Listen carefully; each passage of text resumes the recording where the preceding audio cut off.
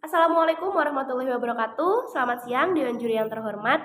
Perkenalkan, nama saya Anissa Jamila dari perwakilan dari SMA 1 Giri. Jadi di sini saya ingin menyampaikan argumen saya dan sanggahan saya mengenai mosi kedua, yakni Dewan percaya bahwa orang tua dari anak yang berbakat dalam bidang seni memiliki kewajiban untuk memaksimalkan potensi anaknya. Di sini saya tidak setuju dengan hal tersebut. Mengapa? Saya akan memaparkannya menjadi beberapa poin-poin. Jadi saya akan menyampaikan dengan yang pertama, kita lihat di fakta yang telah ada saat ini saja, fakta yang benar-benar ada di lapangan saat ini. Kita tahu bahwa tidak semua orang tua pada masa sekarang itu bisa open minded dan mengerti bakat serta minat anak. Jadi tidak semua orang tua pada masa sekarang itu bisa langsung mengerti bakat dan minat anaknya ini di mana. Bahkan bisa saja terjadi salah paham. Misalnya seperti ini, ada seorang anak, dia lebih suka menggambar atau lebih suka melukis.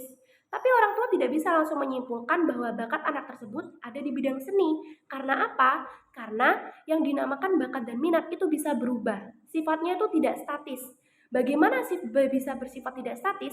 Seperti ini, anak itu akan selalu bertumbuh, anak itu akan selalu mencari hal-hal yang baru, pasti akan selalu belajar. Di saat proses pembelajaran ini, anak-anak pasti akan menemukan hal yang baru, lingkungan yang baru, teman yang baru, dan otomatis hal tersebut juga akan membentuk pribadi dari anak ini. Jadi kita ambil contoh seperti ini saja. Anak yang dulu di saat masa TK-nya mungkin terlihat lebih suka melukis, lebih suka menggambar. Namun di saat dia mulai beranjak bertambah usia, ternyata lingkung pertemanannya itu adalah anak-anak yang lebih condong ke arah olahraga. Maka bisa jadi anak ini yang suka melukis dan menggambar juga ikut ke arah teman-temannya. Jadi tidak bisa kita langsung mengecap, oh anak ini memiliki bakat di bidang seni, nggak bisa, karena bersifat tidak statis itu tadi. Bisa terjadi pengaruh dari luar. Ya seperti yang saya katakan itu tadi, bahwa anak tersebut bisa terbawa oleh teman-temannya. Atau mungkin dia mulai mengerti nih, oh sepertinya saya lebih condong ke bidang ini, oh sepertinya passion saya di sini. Jadi apabila anak tersebut terlihat seperti memiliki bakat seni, itu tidak bisa langsung disimpulkan bahwa anak tersebut memiliki bakat seni. Lanjut, yang kedua adalah mengenai orang tua yang pada dasarnya selalu memaksakan anaknya untuk memiliki profesi atau pekerjaan yang menjanjikan, dan itu di luar bidang seni. Hal tersebut tidak salah. Karena apa? Karena memang pada dasarnya manusia itu memiliki sifat alami yang ingin survive gitu, ingin bertahan hidup, ingin memiliki masa depan yang jelas supaya bisa memiliki kehidupan yang tentram, yang tentunya terjanjikan gitu kan. Dan itu hanya bisa diraih dengan profesi-profesi yang diglorifikasikan tadi, dengan contohnya seperti PNS. Kita tahu bahwa PNS itu setiap bulannya tentunya akan mendapatkan gaji. Selain gaji, di luar itu juga setelah kita pensiun juga kita akan mendapatkan dana pensiun. Dan sebagai orang tua yang memiliki pemikiran seperti itu, hal itu bukanlah hal yang salah. Jadi apabila orang tua ingin atau bahkan mungkin mendorong anaknya untuk memiliki profesi yang menjanjikan tersebut, itu bukanlah hal yang salah. Itu tidak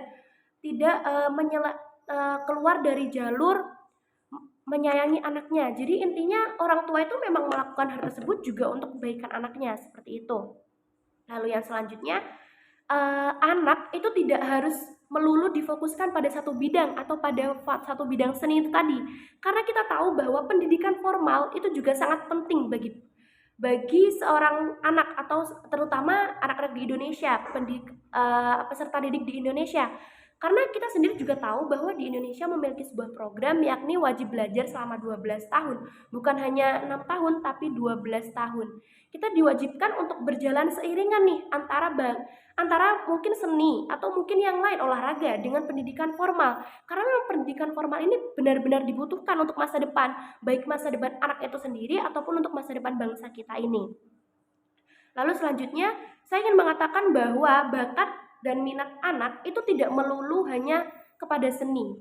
Jadi ada 9 jenis kecerdasan yang diungkapkan oleh Howard Gardner, yakni ada verbal, kognitif, keterampilan fisik, kreativitas, intrapersonal, interpersonal, natural, logika dan matematis, serta bahasa. Jadi tidak semua itu hanya mengenal seni dan seni seperti itu. Lalu di sini saya ingin langsung mengungkapkan pada kesimpulannya saja. Jadi anak itu harus dioptimalkan pendidikannya tidak hanya pada bidang seni. Seperti yang sudah saya katakan tadi bahwa pendidikan formal itu juga amat sangat penting untuk masa depan anak. Selain itu, orang tua itu juga tidak bisa memaksakan anaknya hanya untuk pada bidang seni, seperti yang sudah saya katakan tadi. Uh, Mungkin yang terakhir ada tambahan sedikit dari saya. Tadi dikatakan bahwa pendidikan zaman sekarang itu lebih difokuskan pada sains. Saya tidak setuju dengan hal tersebut. Mengapa? Karena pendidikan itu tidak melulu soal sains. Karena kita tahu bahwa ada banyak sekali jenis pendidikan atau bahkan mata pelajaran yang diajarkan di sekolah. Jadi tidak semua hanya membahas sains. Saya kira seperti itu. Mohon maaf apabila ada salah kata atau kekurangan dari saya. Terima kasih dan wassalamualaikum warahmatullahi wabarakatuh.